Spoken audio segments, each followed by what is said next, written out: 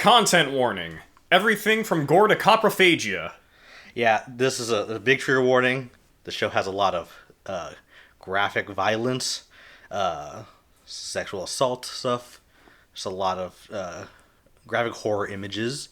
Anything that can make you uncomfortable is probably in this show. Yes, so just a fair warning before anyone watches this. Spoiler or free or spoiler filled. That is our warning. Hello, everybody. I'm a bag of yard trimmings.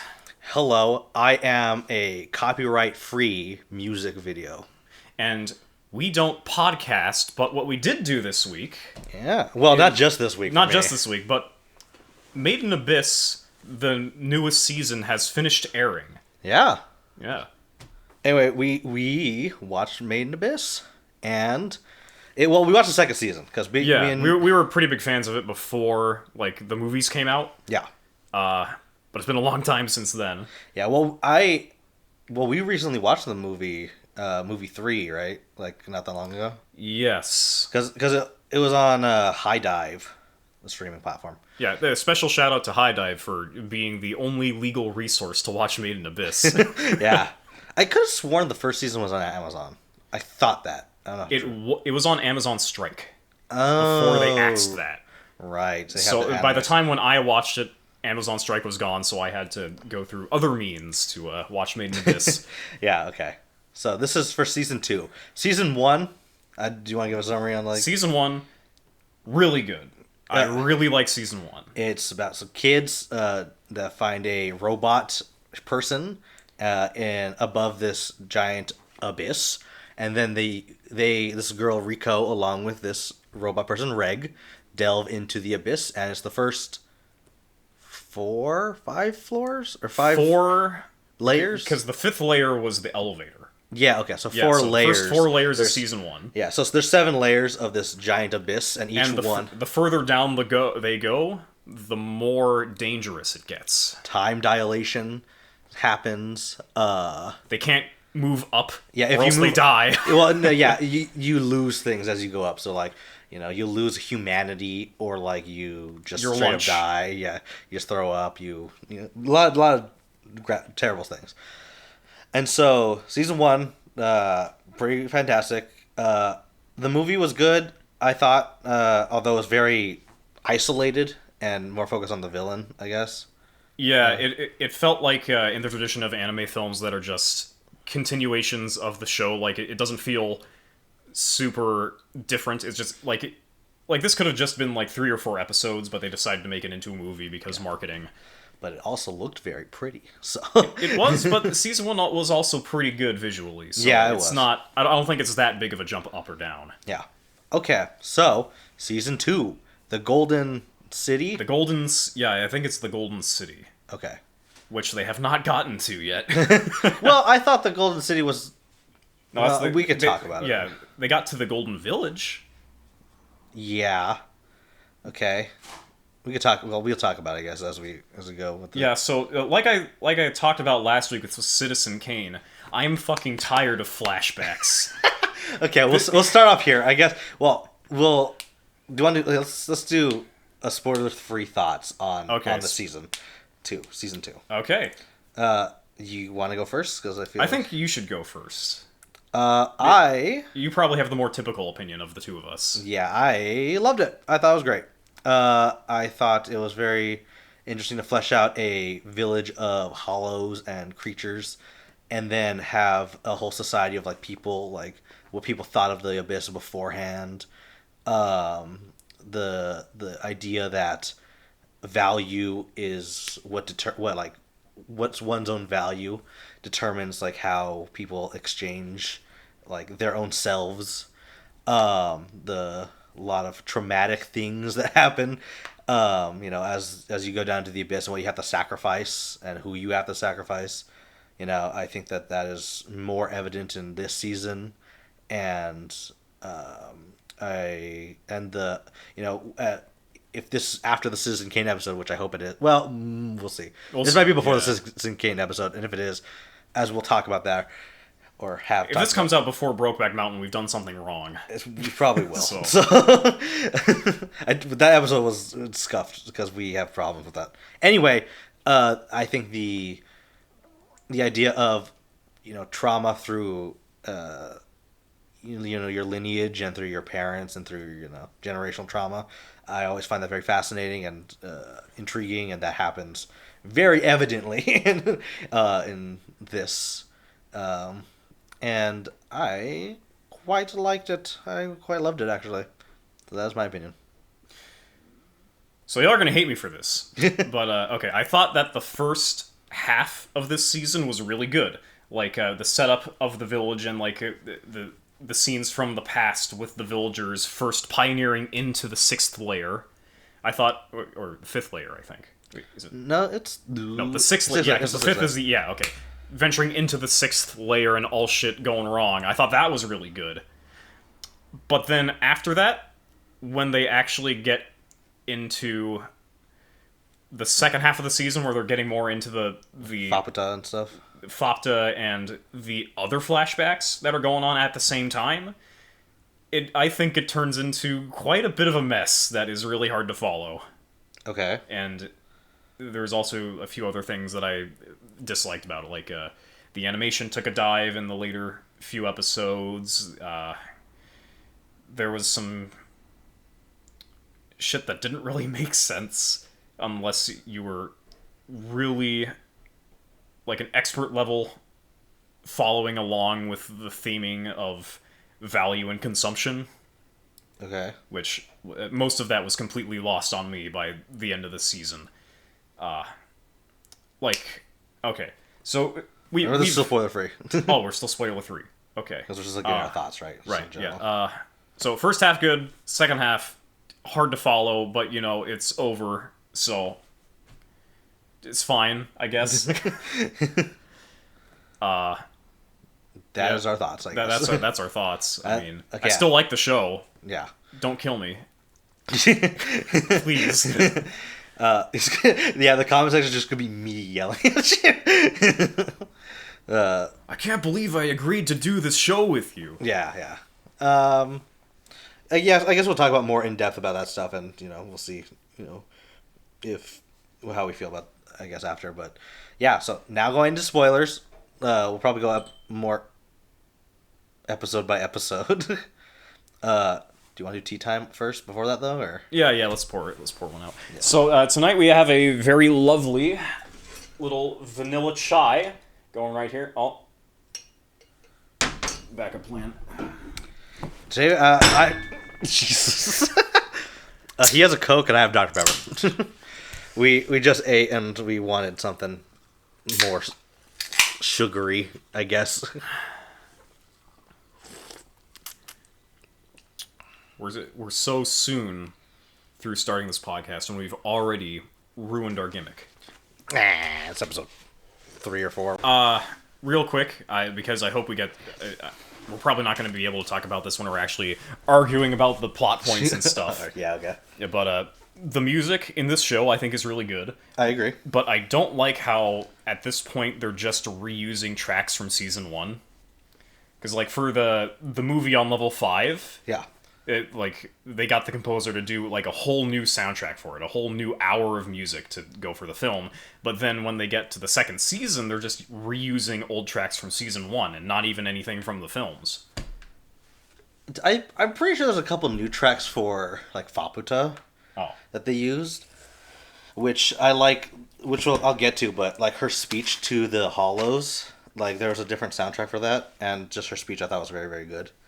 So I thought all that was new. I could be wrong.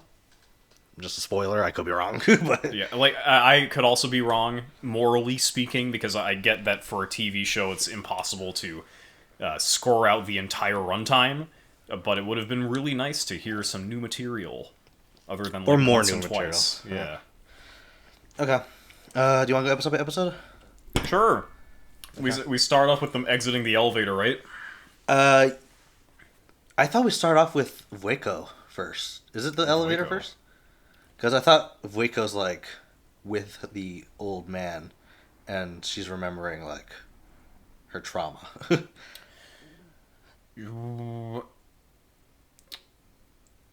Maybe. One of us is wrong. Yeah. I mean, I'm pretty sure those are very close together, but Yeah, like I think they happen in the same episode. yeah, they happen like in the same Yeah, like 5 minutes. the flashback happens, and then Reg, Riku, and Nanachi are in like that field of flowers with the poisonous things. That's the movie, right? You were right on the elevator thing. They do get Oh boy.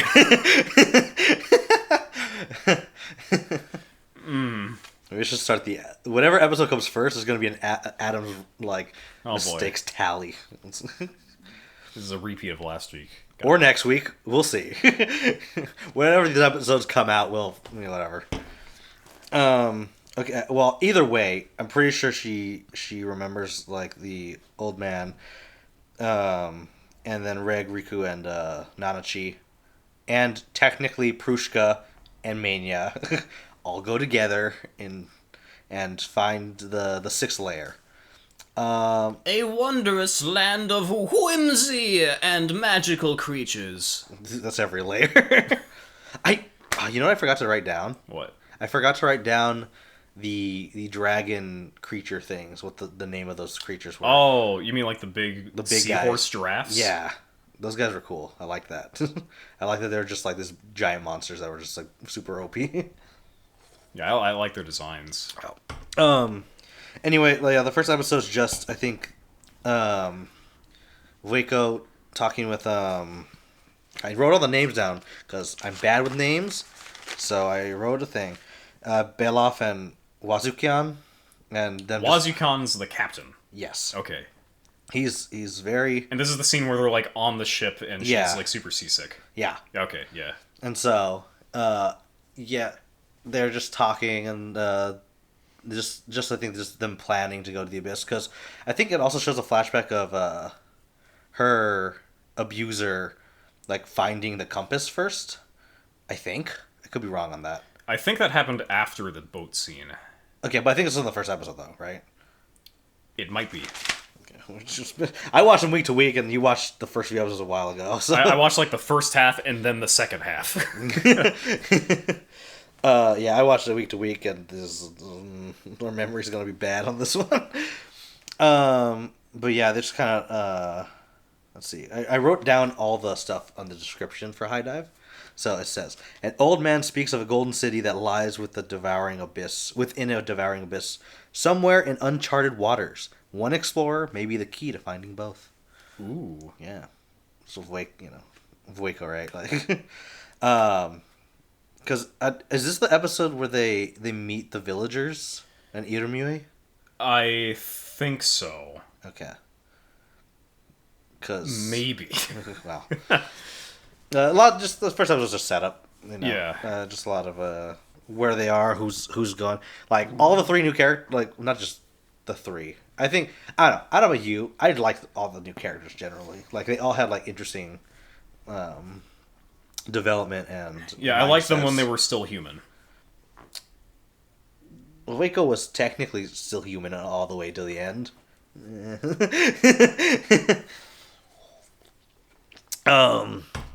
Yeah, I thought Beloff was. I think Beloff's the one that not fell off the most, but like he was in his human form. He was the most interesting of himself. Yeah, he went from a character to a god, basically, or That's like still an a oracle character. or something. Yeah, I think Wazukian kind of stayed the same. Yeah. More or less, because he's just kind of like, I'll do. Okay, this is spoilers for next for the other episodes, but yeah, he's like, I'll do whatever it takes to get to my destination, and because it's like the corrupt version of Rico. It's well, I guess any white whistle, right? Like I guess, yeah. like just we'll just do whatever it takes to get down to the bottom, and that could mean anything. Some of them like Bone Druid. Bone Druid. Yeah, From like the movie, and from a couple scenes in this this season. oh, the guy who's the antagonist in the movie. Yes. Okay. Yeah, he's fucked up. I like him because he's just like, yeah, I'm just doing the things to do what I need to do, and he doesn't see it as like fucked up, like raising a child and then fucking turning her into a box, which was gnarly, as the kids say. Anyway, episode 2, I think. It's gonna be a hard time organizing this episode for me. The whole thing's like non-linear too, so it's okay. Well, because from what I heard in the manga, the it follows Rico Reg. Yeah, they get to the village, then it's the flashback. Yeah, yeah, and then it goes. And back. so it just is all like one big flashback rather than like spliced together. Yeah. Which I think for you, like I guess you just dislike because it felt like a lot more flashbacks than necessarily it might have been. Than all of the flashbacks in kind of like 1 or 2. I feel like it would have been a lot easier to follow, especially in the second half, if they went the route of the manga. Mm-hmm. But I mean, for the first half, it worked. Episode 2, Capital of the Unreturned. Rico Reg and Nanachi take their first steps into the 6th layer. Both wonders and dangers await. So I guess the first episode was just the flashback then. Okay. All right. Ding. Oh, look. I got another one wrong. Haha, so quirky. Because, I guess the second episode is when they start walking around, and that's where, not that we know at the time, but Faputa following them. Yeah, she takes their hair, like makes a thing. Stuffs some small animals with whatever. Turns out that it's actually a good thing, but then they're just like, this is creepy. Which, that's fair. Let's see. They finally meet the... No, they haven't gone to the villager halls. God. I feel like some of the stuff happened much quicker, than it did. Because, the first 2 episodes, they're not even in the village yet. I thought they were in the village, most of the time. They were, but... do you have anything to say in episode 2 of them walking around? I mean, not really, no. It's more setup. Yeah. More exploring. Episode 3, Village of the Hollows. Rico couldn't have known the consequences of her words, but she sealed the villagers' fate as soon as she acknowledged mania was priceless. The balancing has begun. Now, this is where stuff got really interesting. Yes. So... Okay, it is pretty interesting. I like the way that the world of the village is built and the rules that govern it, but it is also emblematic of a problem that I can see the rest of the series going towards. Okay. Because it seems that after Layer 5, we are getting less, biology and ecology inspired world building and more just straight up fantasy. There's just abyss magic now. Instead of, logical reasons behind all of these different constituent parts making up the ecosystem of the abyss, like there are in the upper layers. What do you... I'm gonna need you to explain. Okay, so... what do you mean by abyss magic? That's different than what we've seen already. Okay, so... in the first 2 layers, the show goes out of its way to explain what all of these different creatures do, how they do them. This one has a poison sac that it sticks out with its tail, and that's how it catches its prey of these guys who avoid their predators by doing this, this, and this. Mm-hmm. Whereas with the explanation for how everything got fucked up in the village, it's just the girl made a wish to a magical egg. And now shit's fucked. Because spoilers for, I guess, the later episodes. But, that is true. But I think that... Your stomach? I hope so. I think that, in my opinion, it's changing its direction of, what it wants to display, where... the original layers of setup explain to you how the world works in a much literal sense and in how the abyss's environment is, and then we start to get more of how people have impacted and are impacted by the abyss as it goes further down, because the whole point of getting to the bottom of the abyss is the desires of the people and what they want to do, and so the entire problems and outcome of this village and this season basically is just how people go through and survive. Yes, it is based off a wish, but it's how, your wishes, are warped, or how, they're... Yeah. It's very strong theming, which is Yeah. why I'm fine with it for now.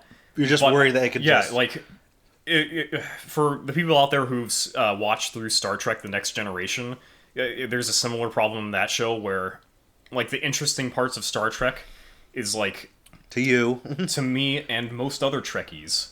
I'm not a Trekkie, but whatever. Okay. The most interesting parts are like the grand political relationships that are based off of real life sociology. And I agree to that. I'd argue the least interesting parts are the stuff that's just based off of space magic.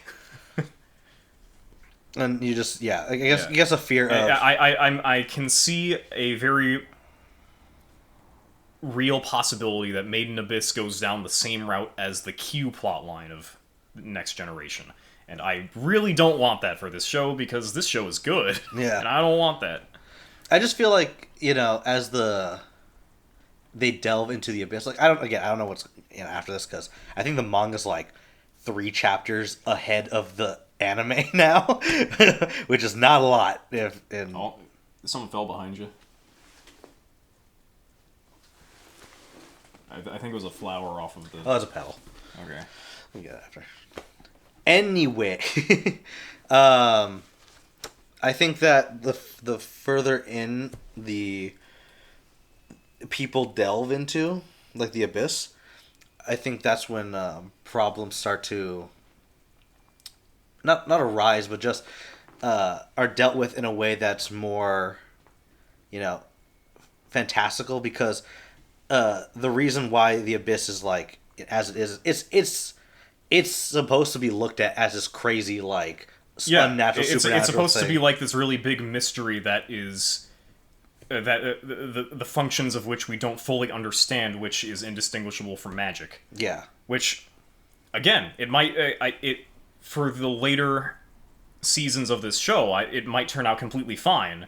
With the new direction. I'm just worried that it's going to be like a common cop out for the writer to go with. Oh, it's magic. Yeah, I think that's fair. I think, like, one of the things I liked about this season is that, despite, like, the wishes and stuff, and the way that Irumue, like, was built, and the protections that it had, that, it's very easy that, the Abyss is still that toxic and that, like, harmful, and the established dangers of it, both with the curse and with the creatures that live there, are very apparent, even, like, in their everyday lives, right?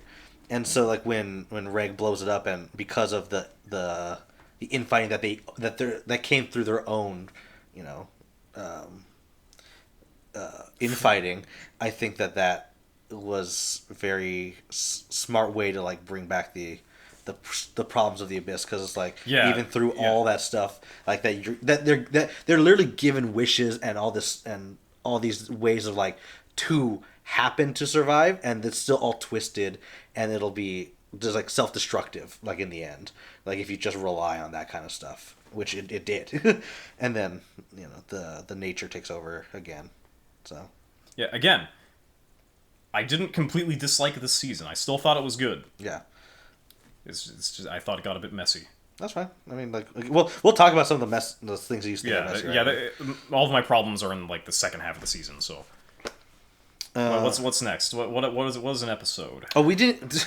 We went off tangent. We didn't talk about episode 3. Oh, we just brought up the problems. Okay, so episode 3 was when the Ma took Mania, and then Rico was like, "Hey, that's mine." And then I was gonna say Hichikata, Majikaja, I think. Yes, Majikaja. Yeah, Majikaja. He's just like, "How valuable is that thing?" And then she's like, "It's priceless." What? Priceless? I loved that. Oh my god, when they started just taking all of Ma's possessions. Yeah, that's a cool scene. Yeah. And it's just establishing like, oh yeah, value system, which is a big theme obviously throughout the entire season, um, and how that like determines and how you determine something is how it'll be perceived and expressed, and it was great. Like it's a scary thing like when they just start ripping Ma apart like physically and taking away all of their possessions and stuff. It's just like, oh man, like I don't even know this guy. Like it's like this is fucked up. I mean, obviously it's made in Abyss. Like every episode gets more fucked up in some capacity. Oh yeah. Like Yeah, some of the most fucked up stuff in the entire show happens in this season. yeah, we'll get to those. Yeah, we'll get to that. Ooh, that was we'll get to them. So, was episode 3, did it end with Ma getting ripped apart, or?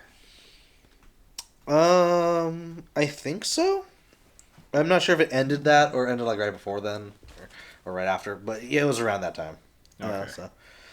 Episode 4, Friend. Fabata and Reg once knew each other, but Reg can't remember her at all now. Meanwhile, Nanachi is stunned by news so unexpected that it should have been impossible to believe. Yes. So, the author needed Nanachi to just be written out of the story for a little bit. So, he gave her this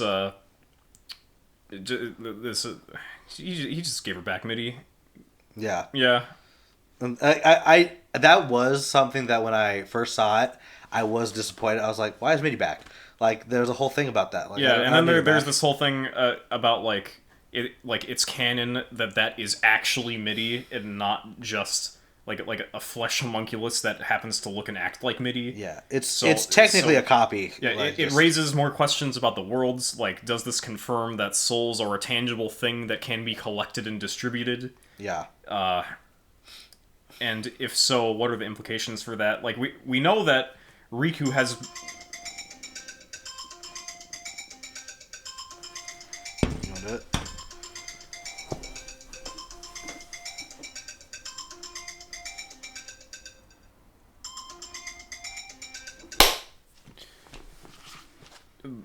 But, I mean, again, I'd rather not have this show go down a more, like, loose, fantastical, sort of magical route, because I'm restating points I've said before, but that science-y aspect of Season 1, I feel, is mostly gone in the recent season. And that was... I agree, but, like, I think that's, like we said, just, it's them trying to focus on the themes of the world, yeah. the people, and why do all this stuff, right? Yeah, and focusing on the themes of the stuff in this season, I think it mostly succeeds. Yeah. So I'm fine with it here. Yeah, okay, well, let's talk about the episode 4, right? Fabata and Reg, so they... Is this... I don't know which flashback this is. Is this just them meeting for the first time, and then Fabata's like, Reg, and then Reg's like, why do you know my name? Also, yeah, that's the thing. Why does she know him as Reg before he gets to the top when he's named Reg? That's something weird. You know, I didn't think about that until just now. Perhaps... Ooh. So, okay. That means that Riku would have had to know subconsciously that his name is Reg. Well, because she named him after the dog, right? So did Liza name him after their dog, too? And they're just... Or Lisa is Riku. Yeah, maybe. She fucking pulled... she pulled a pink diamond. And now all of the memories are subconsciously hidden within Riku. Yeah. It could be a pink diamond situation. Steven Universe, everyone. You don't have to watch that one. I mean... I liked Future. Maybe that's weird or... Rest in peace, Steven Universe. It could have been amazing. Yeah. But instead, it was merely intriguing. Yeah. Yeah. Part of me wants to just go off a tangent of Steven Universe. Like, they had time to do certain things, and then they just didn't do them. Yeah. And I don't know if they just want to keep it, like, as a cartoon. So they just, like, had, like, a lot of, like, one-off episodes that were unnecessary. Because they could have fleshed out I know that saying different shows deserve different time. Like, I'm not gonna say that a show that I like that's 25 episodes is better or worse for against like One Piece, and it's like, oh, but One Piece has this many episodes, so it should do this or not do this or whatever, because like they're obviously trying to tell different stories in different ways, right? Yeah. But Steven Universe had time to like develop. Like half the runtime of Steven Universe could have been cut. Yeah. Sucks. Anyway. And then Steven never killed Pearl.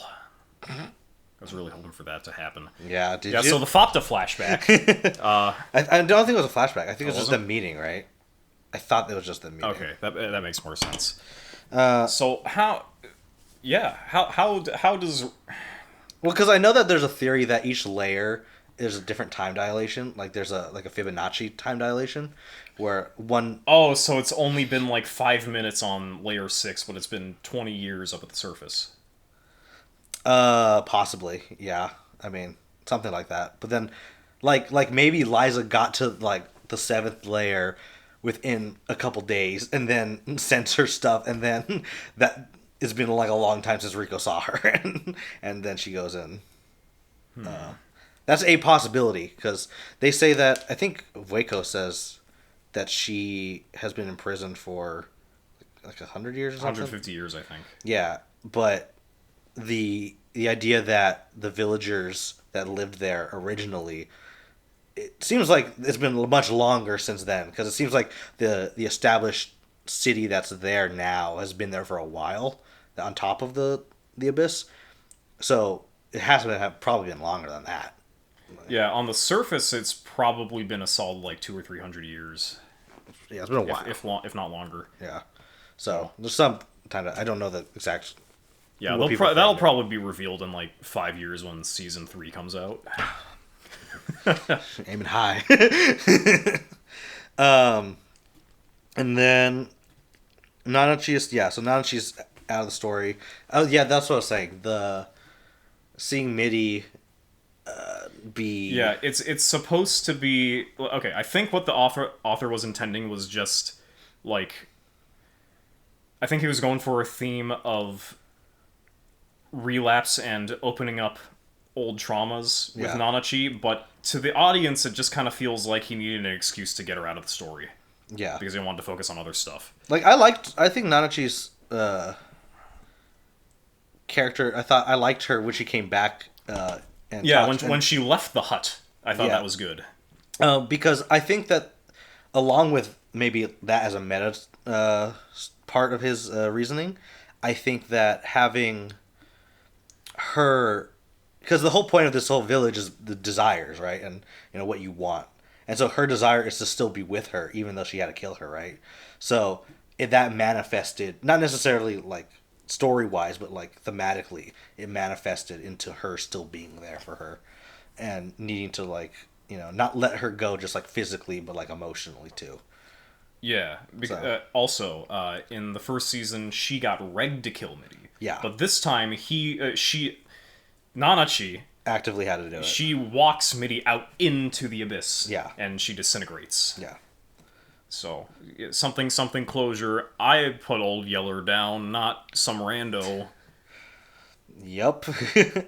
I haven't... Old Yeller? I had to read it in elementary school. I didn't. Anyway. Episode 5. What happens in episode 5, Chris? Why don't you look at your notes and tell us? I will. Concealment. Some say there's a secret hidden deep within the dark cave at the edge of the village. Villagers don't investigate and stay far away, but Rico isn't a villager. This is what she makes Waco. Oh, right. Yeah. I liked her interactions with Waco. I mean, I just like Waco.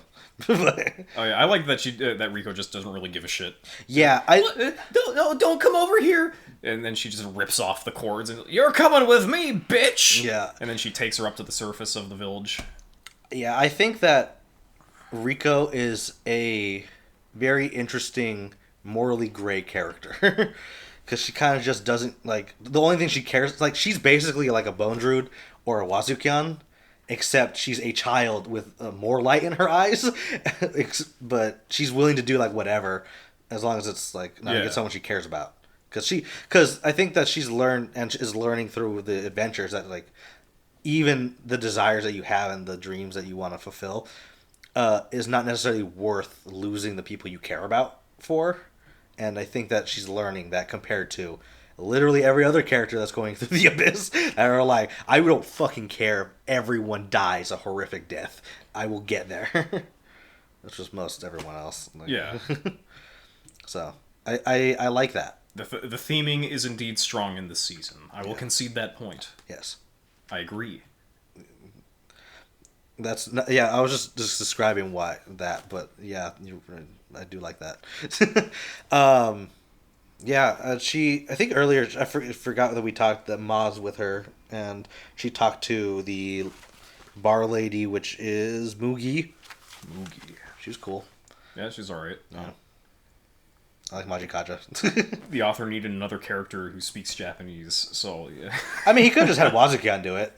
He could have. But Wazukan's a manipulator, and so having him directly... I need a neutral party. Let's give the chef some lines. Yeah.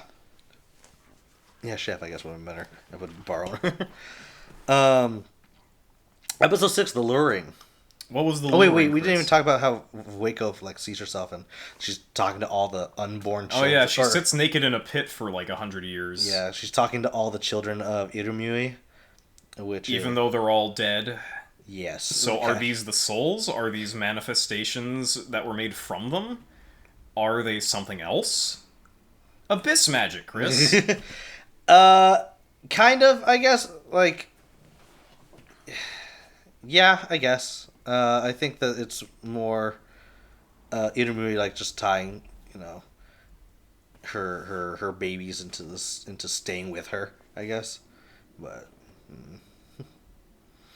It wasn't really explained in the show, nah. which is it's saddening, Chris. Not everything needs to be explained. Yes, it does. I want them to explain why the runtime for each episode is 20 minutes. That's I want a full documentary Of why on the anime history is history the of way. cable television. You can And I probably want find that in front of every episode. I want to watch it You want to watch? repeatedly. You want to watch an entire docuseries about it before an episode of a show? Yes. Okay, yeah, you can do that. So go ahead. Tell me what's in episode 7. It's 6. Fuck. Ding! It's the Adam wrong counter. Or Adam fucked up. I will also think of a name. I do think that'd be a fun bit to just have running, though. Perhaps. But I don't want you to feel bad, because you actually don't fuck up that much, so... If you were talking about Lord of the Rings, I'd fucking like... We did talk about Lord of the Rings. I probably got a lot of shit wrong in that one, too. I actively chose not to look up things. I was like, if we're wrong, we're wrong. I'm not fact checking the shit. Episode 6 is The Luring. The villagers must lure abyssal fauna into the village to hunt them. But when one yes. creature proves too much to handle, Rico needs to help villagers defend their home. I can't read. I can't write. Yeah, the villagers are not good at fighting. No, the villagers aren't really good at anything. Yeah. like they were just travelers that Wazukan's like, yeah, just come with me. Like, they seem like all misfits, right? Like, generally. Yeah, all like fugitives on the run and just whoever he could get on the boat. Yeah. So, I mean, this episode was alright, I guess. I mean, was there anything that happened other than the hunt? I don't quite remember. Because like the creature overpowered one of the guardians. Yeah. I think didn't Red come back with the power up for the white whistle? Or is that not the end of that episode? It might have. I don't remember when the white whistle thing was revealed. Yeah, Prushka, love her, but Prushka, the character who is no longer a character. she's a whistle. She's a plot device. Yeah. That's what happens in Main Abyss. You don't die. You become a plot device. Episode 7. This is the good stuff for me. So this is the halfway point. So this is the Cradle of Desire. So what happened to the expedition? This is episode 7. The truth is far more tragic and horrifying than anyone could have Oh, imagined. so this is the reveal episode. Yes. Ooh, yes, this was good. This is the best part of the season. I would agree. It is this dark. This is the next It is episode. depressing. It is fucked up, and it is some damn good television. Yeah. Let me say. Also, there's a lot of coprophagia in this season. I don't know what that means. That's the consumption of feces. Yes. There's some of that. In the flashback with the crew, everyone gets food poisoning, and she tastes the diarrhea. Yeah. You didn't need to taste it to know it was diarrhea. You could have just left it. But no, you had to lick it. Like some filthy animal. In all fairness, she does see herself as one because of her abuser. And she's dealt with worse things.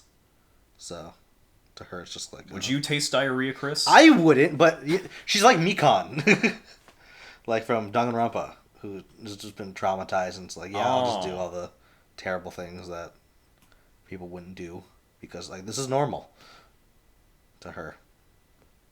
I don't know, I guess. I mean, it was a very minor detail. Yeah, I know, but I'm just saying. Yeah, I'm fine. I'm fine with it for now. We'll see if there's more shit eating in season 3. Yeah. Yeah, so this is when they when they're looking for water and then just like the like there's no good water places because some are protected by creatures or some are contaminated, and then they find one, they're like, yeah, this is good water. Abyss. Hole in ground. Just like there's a hole in the wall. We're not there yet. Fuck. Alright. Just like there's a hole in their stomachs because they ain't eating nothing. Well, they're drinking water. That was a dead animal. Yeah, how'd they describe it? It was like the cavern was the animal. Yeah, it was the animal. And the water was like its spinal fluid or something. Something like that. It's actually just spoilers for Attack on Titan, but it's Attack on Titan. It's Attack on Titan? Just because like it was spinal fluid. What? Spinal fluid? That's how they transform. Oh, okay. I get it now. Yeah. Yeah. But yeah, they drink the water. They're all very sick. Waco's Aaron was fine. Huh? Aaron was fine. Yeah, Aaron was fine. Inamui's sick. All of them are sick. Everyone gets really bad food poisoning. And Wazukan's like, I've had a vision. It's like, all we need to do is trust in Inamui. Just give her the wish granting thing that we found, because we found this thing. And oh boy, does she grant a wish. Yeah. Pure heart of a child. Couple wishes. Yeah, so because this is because at the end of the episode, Wazukan's like, "Did you like my soup?" I think, and then they just talk about it in the next episode, I think. Oh, okay. So this is, I think they're just like going through it. I think Iramui's transforming. Yeah, so she's... the whole point of Irumui as a character is that she was ejected from her village because she could not have children. Yeah. So when she gets a magical wish-granting egg from the abyss, yeah, she wishes for the one thing she's only ever wanted, and that's... Well, she's wished for like 3 wishes, like technically speaking, right? She wished to be a mother. Yes. She wished to not be sick, I think, which she was healed, but she wasn't like not transforming anymore.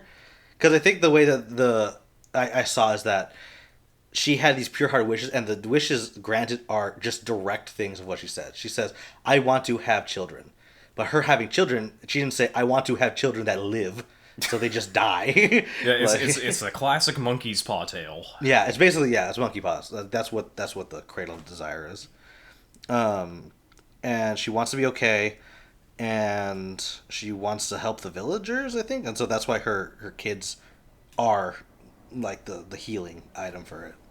I think that's why. I thought there was only one wish, and that was to have children. I think there was multiple. Okay. I don't know if the cradle only grants 1, because I thought they said that she had 3. So I thought they said that Fopta has 3. Yes. Is that because Irmui had 3 and it transferred over, or is it just because Fopta had? I think Faputa, because I think Irumui had, she might have had 2, and then Wazukian had 1. Oh, And then, okay.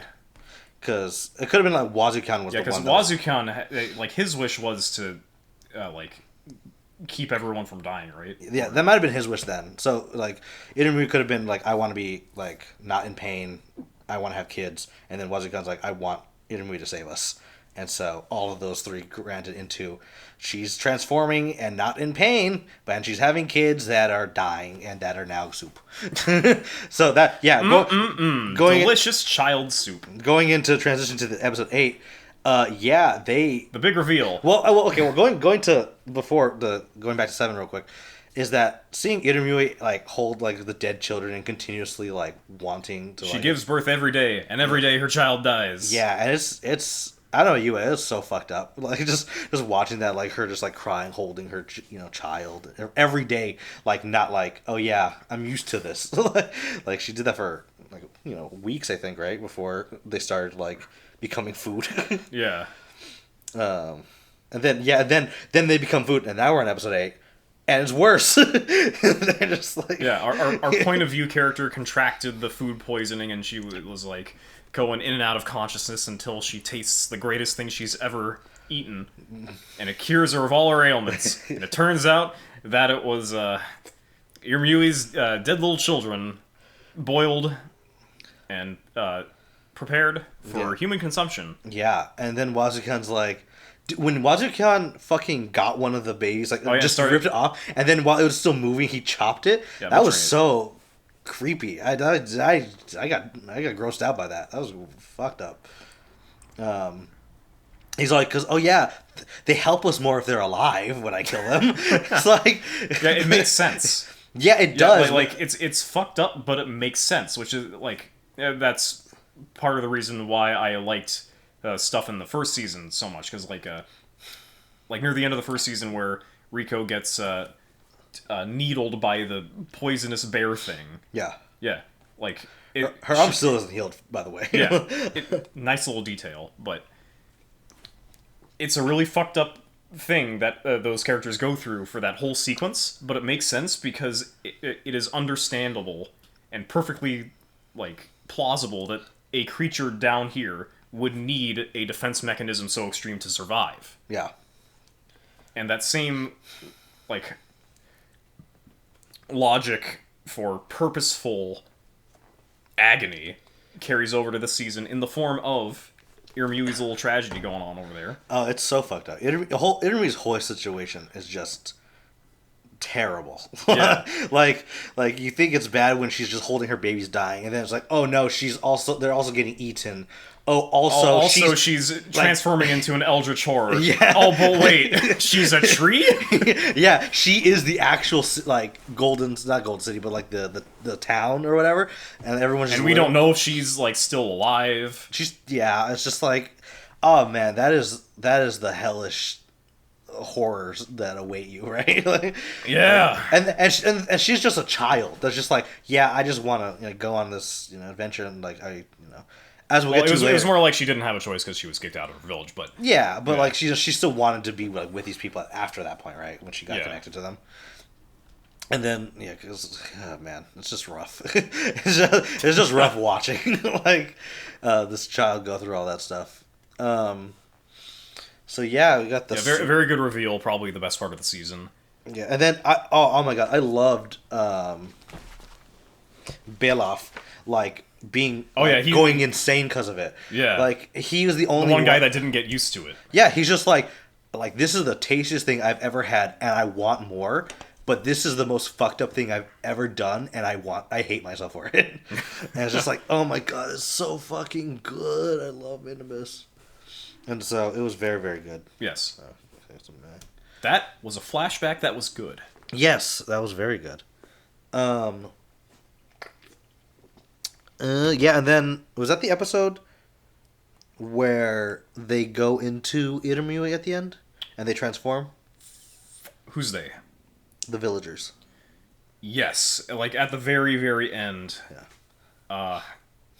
Vueko tries to throw herself off the cliff, but then the captain reaches down and is like, haha, not today! You're coming with me, kid! It's all like, you have plenty more suffering ahead of you. God, what's it like? Every person that wants to go down to the abyss is just terrible. Terrible people. I want to know what Liza, how she's terrible. But Well, we know that she's terrible because she is Riku. Rico. Wait, is it Rico or Riku? Rico. Riku is... Ding, I've been saying Riku this whole time. Oh, wow, look, I'm so dumb. Oh, my God. Hold on, let me get a good eye roll so that it looks like real good on camera. Oh. Yeah, that looks great. You're not dumb. Time dilation. Yes. Lisa went to the abyss. When she comes back out, time goes backwards, so she's young again. But because of the abyss magic, she loses all of her memories. Yeah. She rewinds time for her. I don't know. I mean, that is a possibility, I guess. No, it actually isn't. Because it's confirmed at the end of season 1 that Rico came to the surface in, like, that big, like, zombie egg thing. You're making it sound like she can't pull off a Philip J. Fry.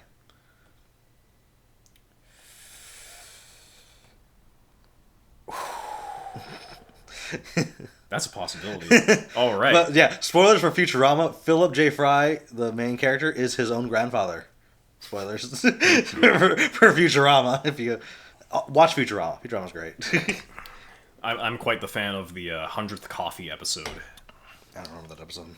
Fry gets free coffee for a week or something. Oh. And he sets a goal for himself to drink 100 cups of coffee in one day. Oh, okay. And the further along he gets, he just becomes more and more of a wreck until he drinks that last 100th cup of coffee and time stops as he turns around and there's a golden light shining behind him. That's so good.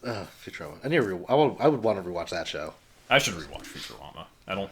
It's probably on Disney Plus, right? It used to be on Netflix, but then they took it off because Netflix is stupid.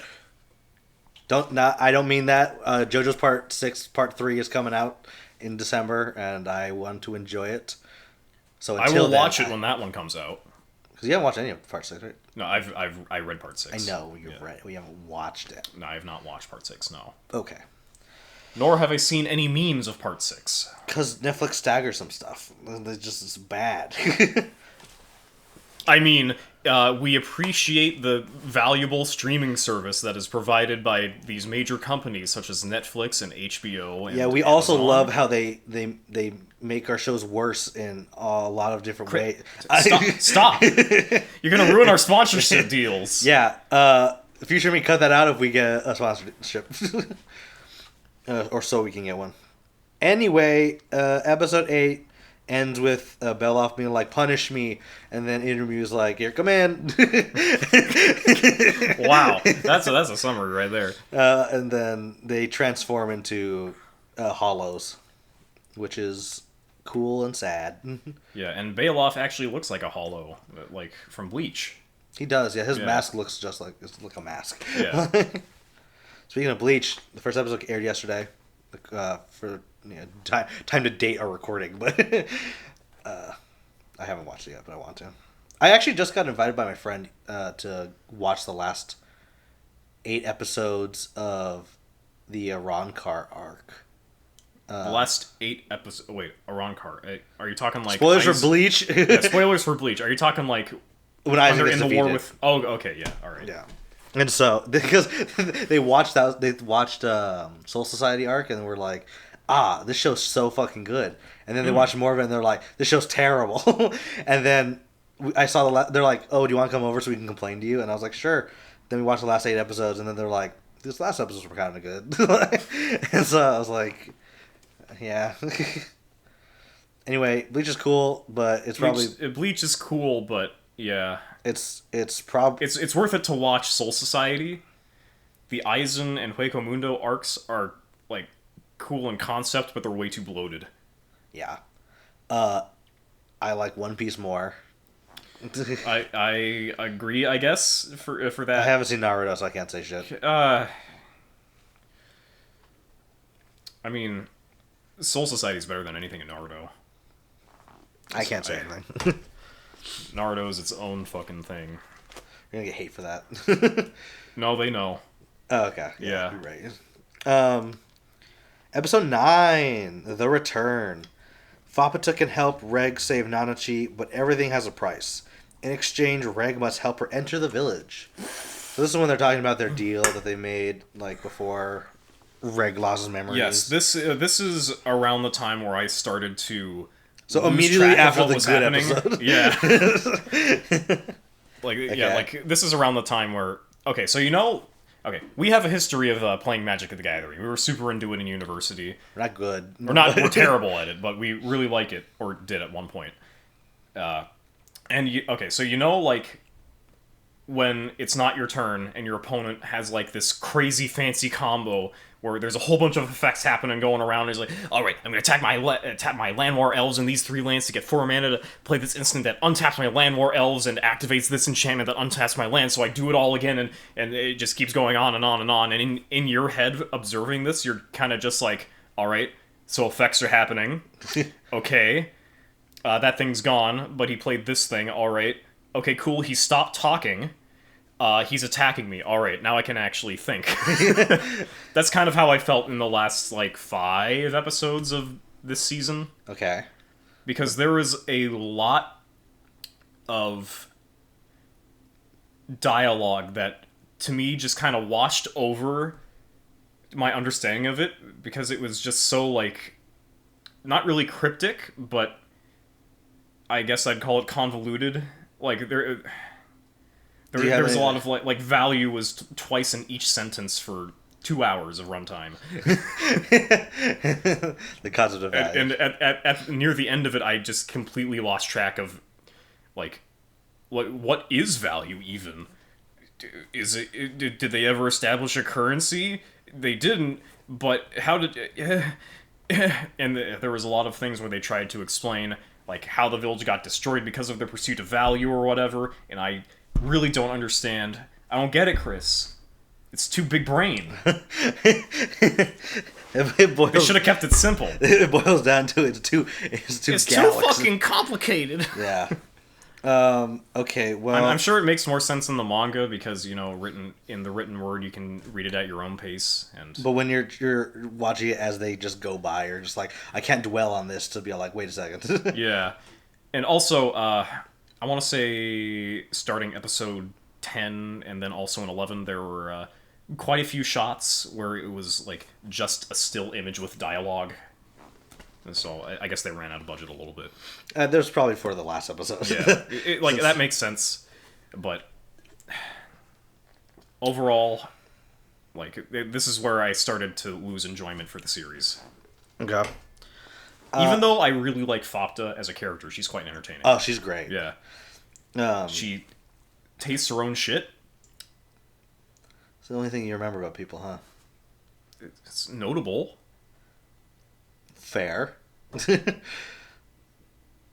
I don't remember that, though. You want to try it? No. Be right back. Yeah. And we're coming back. It's cutting back in. That was me cutting. I don't want to do this podcast anymore, Chris.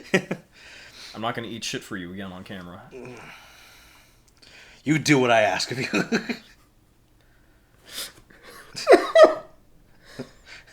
You're gonna sing, damn it. It's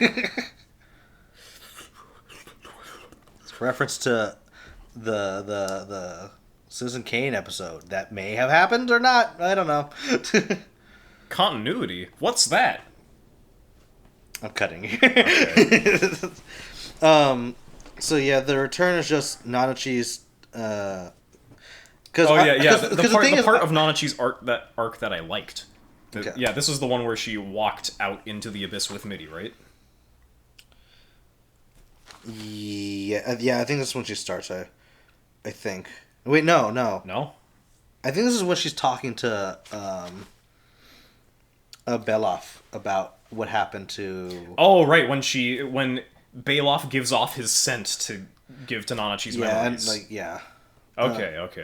Because I think this is when Reg starts to. Does he destroy the wall? It's the fight with the guardian thing with the graffiti on it. Gabata? Not Gabata. Gabata? That's fucking slime. That's reincarnated as a slime. Oh my god. Garth Brooks. Gaburon. Gaburon. Is that him? Is that that sounds familiar, I guess. I don't know. Because I remember, I think this episode, Reg was walking with Fapata, and she, like, because she ripped off her arm and her fucking ear. Fucking metal, by the way. Yeah, she's great. Yeah. And then she's like, yeah, give this to fucking Beloff. And then, yeah. Because, okay. I'm trying to think what parts really confused you and see if I can explain any of them. But I'm not sure. You see, the problem about being confused... So you don't know what you don't know. Yeah. True. Because, like, I was following it pretty, like, well up until the parts, like, after when Reg came back with the arm. Okay. Because, like, the show wants me to think that the village destroyed itself because of its impressions of value, but the way that I see it, the village got destroyed because Reg blew a hole in the wall. Yeah, I think the main point of the village being self-destructive is comes back to Irumui, because they said Faputa is the incarnation of her rage and her hate, yes, and her resentment and stuff. So it's them basically surviving off of her, and Irumui hating, being that. And so it's their own, like, them being so self-interested and not caring about how they affect. It's basically them unintentionally being a Wazukyan, and then that, like, leading to the destruction of creating a monster, right? Yes. Also, that leads us to the secondary theme of this season, consumption. You see, the villagers consumed Irumui and her children. Mm-hmm.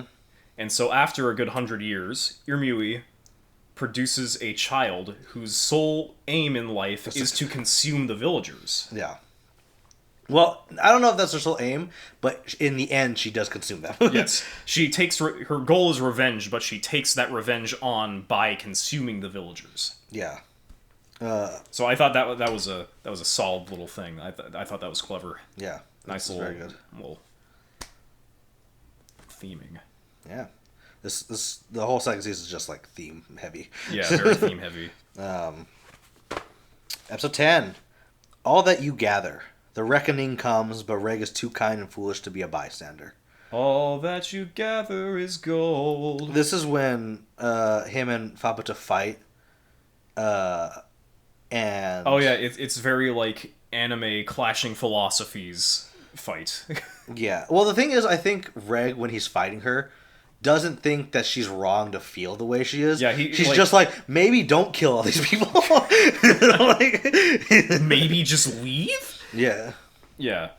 I thought, I mean, I wasn't super impressed by the fight, really. I thought I was more impressed by, like, all of the animals coming in at the end. Yeah. But, Fapta is pretty badass. Oh, she's great. Yeah. I think she has to be, like, the standout character of the season, right? Like, probably. I mean, I like yes. Waco too, but, like, I think that Faputa is mean, active a lot more. Yeah, I mean, like, what is she up against? Ma? Like, but Ma's cheeks. Oh yeah, the hyper detailed ass of Ma. It's very strange because I think in the manga I looked at it and it's not that detailed. Like, I don't know why they made it so detailed in the anime. The character design of Ma is, like, she's fuzzy and pink. She doesn't have anything. It was very low detail, but then if you turn her around, it's just like her full ass, baboon. Yeah, it's like her ass is like 5 o'clock shadow or some shit. It's very strange, but yeah, this is mostly when I think Reg and Fabuta fight, and it's just her, like, remembering how much she cares for him and being like, we're supposed to do this together. Why'd you forget me? I loved you, like, but I can't let you stop me. Like, this is what I need to do. So yeah, I like biting you, Reg. I can't bite you no more if you're gone. Yeah. This was kind of like when they were fighting. It was really because this is when she. Oh, this is the later episode. I don't remember when she like goes inside him and starts like fucking. Oh yeah, that was cool. Yeah. Fabda as a not just as a character but as a creature is cool. Yes, I really like the way that they handled just Fopta interacting with the world because she's very much like she's basically like fucked up Tarzan. Yeah, she's the like she is an overpowered body of rage. like that's essentially what she is. But I wasn't even referring to that. I was just more on like the animalistic angle, the way that yeah, but that's what I mean. Like that her nature's taking over, right? Like and that she's just following, her instinct. Yeah, her instinct. Which then I also like that. Cutting ahead, that the abyss like still fucking crushes her for a while. like the dragon's just pummeling her, and she just, can't die, but she can't beat these guys. Like she can't just beat nature, right? Like she's following her nature, but she can't just like I'm just gonna conquer. Like she puts up probably the best fight of anyone in the show so far, but she still gets fucking bodied. Oh yeah, like it's insane. But fucking metal. I love that fight with the animals. It's great. Yeah, but okay, going on that episode 11, value. The village membrane has been breached, and through the gap floods chaos itself. But as attackers enter from without, aid comes from within. Is this the episode? Episode 10, the All That You Gather was the one. Is that the one with Vapta's speech, or is that episode 11? I don't remember. Because I want to just touch on that, no matter what episode that is. But Fabda's speech, I loved. Like, I literally wrote it down because I was like, I'm taking notes. Might as well just write the entire fucking. Okay, so from my perspective, I thought the speech was entertaining, but I didn't really understand what she was saying because it was a whole bunch of value and revenge. Yeah. It's just a lot of like I got the impression that it was just like reaffirming things that have already been established. Yeah, it is, but I mean like just like she changed her voice and then like they did the thing with the eyes and I thought that was cool, but yeah. It's a lot of just, her stating just, why she is like the way she is and why whatever like what is to come is through the fault of the people here. And it's them being complicit in using someone else just so that they can survive or just so they could be better off, and how that is became a dangerous and painful concept that they don't think about. Oh yeah, this is hurting someone else in such a cruel way. Yeah, how dare they leech off the welfare state? I feel like Irumui is less Irumui is a metaphor for Medicaid. That's a thesis right there. You might be the first person to say that. So, someone write a paper on that. But yeah, Made in Abyss is conservative propaganda. But yeah, like even though that all this stuff that happened was because it needed to, because they were all gonna die, Fabuta's like, yeah, I don't care. Like this is my mom. Like, you've killed my siblings. You've killed my mother. You've killed my siblings. Even as you, she's like, even as you look at me, like all you do are is crying with Oh yeah. wanting to So consume during the speech, the villagers are worshiping her like a god. Yeah.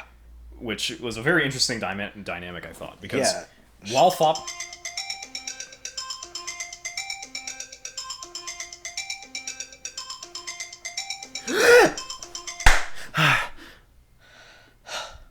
We're saying Fopta's speech. Yeah, the villagers were worshiping her like a god. Yeah, while she was saying, "I'm gonna kill you all." Yeah, she's essentially just her speech boils down to reaffirming like why she is the way she is. That everything that happened is now because of people that, even though they had to survive, were complicit in someone suffering.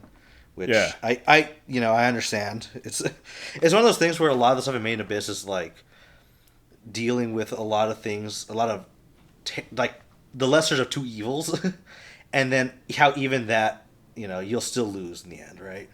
Where if they choose either evil, they'll still get punished for it, which I kind like. It's interesting because I like that, like that. There's no easy out, I guess. Yeah. Um, It's like okay, take Game of Thrones for example. Who are you cheering to get on the Iron Throne? It ultimately doesn't matter because they're all evil. Yeah. Pretty much. Dany was trying her best for a while, and so was Tyrion. Well, yeah, but the series never got finished, so we don't know how that ends. Yup. But a season that's finished, Main Abyss. Yeah, the creatures coming through now after like I love Papa's speech. I just thought like the emotions that she portrayed, the emotions that the people were showing, like just the reaffirmation. I really like the dynamic of the worship versus the I am your god and I will eat you. Yeah, I think that's also part of it, right? Where she's talking about like how she's feeling this way and like is suffering, and then all they see is like, oh, look at that gold, like that I'm looking at, like. Oh, yeah, she gets like those little like frosted tips. Yeah, like I think that is also trying to like reemphasize that they still don't see like what is truly going on. Yeah, they all have they've got like they got that no awareness. Yeah. Which everything's gone, even their own language. Yeah. Speaking of the language, okay, despite all of my complaining about about the lack of concrete logical explanations for things, yeah. My biggest problem with this season was how much there was. Ma? No, okay, there was Ma. There was like the 100 other villagers that only communicate in oh. There's the pet that Rico carries around. Mania. Yeah. Mania. Fopta has a really squeaky voice. Shit got annoying, dude. I was not the biggest fan of the voice direction in this season. Which is a shame, because I think that, for the most part, the main cast, the main three, does a really good job. I think Fopta does a good job. In isolation, Fopta is really good. I can understand it, like if it feels a little grating, that it could take away from the enjoyment of the. Yeah, I mean, like I thought it was fine. Fopta's voice and performance is good. Just like how a good old slice of pork belly is good. Well, you don't like pork belly. But no, hold on. I do like pork belly. Okay. But I don't like 4 pounds of it in one sitting. I can understand that. Well, I do that. That was my biggest problem with the season, not so much the stuff that you probably are eviscerating me in the comments for. Yeah. Yeah. Now episode 12. Episode 12 took 2 weeks to come out, and it's an hour long, which is fine. It looked great. The episode was great, like in terms of like how it looked. And I didn't even notice it was an hour long. This is the first time I'm hearing about it. Really? Yeah. You saw the episode. Yeah, though. I saw the episode. Okay. I just didn't notice.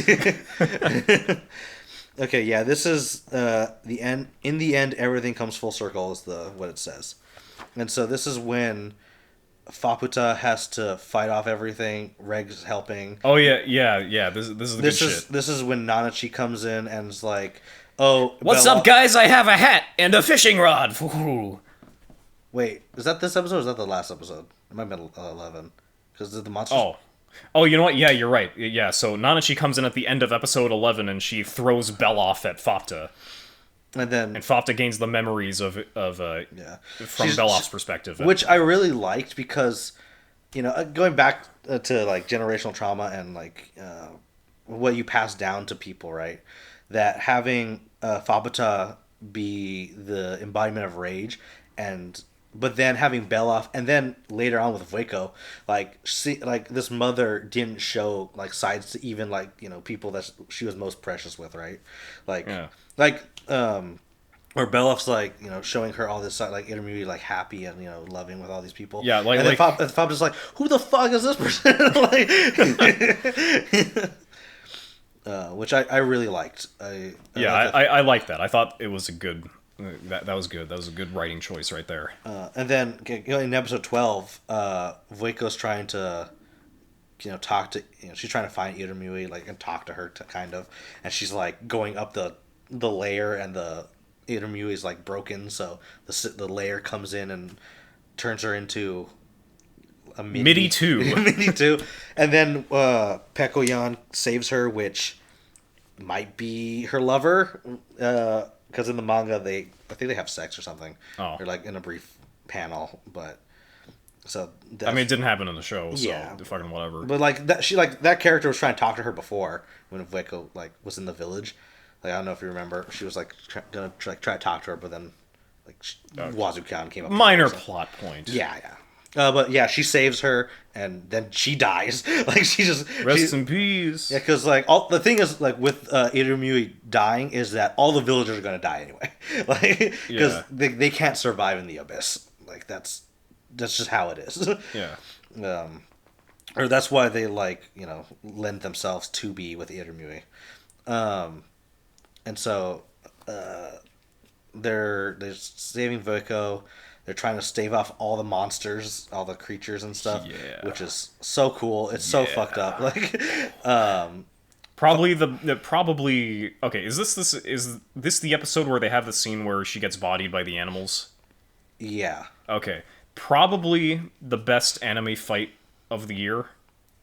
I don't know, man. There's gonna be a lot of good anime fights this year. Oh. This next okay, season's yeah, really like JoJo Part 6, Part 2. Chainsaw Man's still gonna come out. Oh yeah, that's right. Bleach, like it's just started to come out. Yeah, people really liked the fights in Ranking of Kings. Yeah, Mob Psycho season 3 is airing right now. Okay, fine. There's a lot. It was really good though. Like the thing is, Made in Abyss is still very good, but like there's a lot of good anime this year. Fine. Fine. I'm just saying. I'm not saying it isn't. I'm just saying that there's competition. And so then the animals eat Fopta, and like one of the animals gets like her entrails and just rips it out of her body. Yeah, and she's still walking around with a hand on her stomach, a hand on her stomach. Fucking metal, dude. Dude, it's so that's good. Fucking great. I just love it when my anime characters are in pain. Yeah, that's always my favorite thing to do too. To watch that. But yeah, this episode ends with Fopta.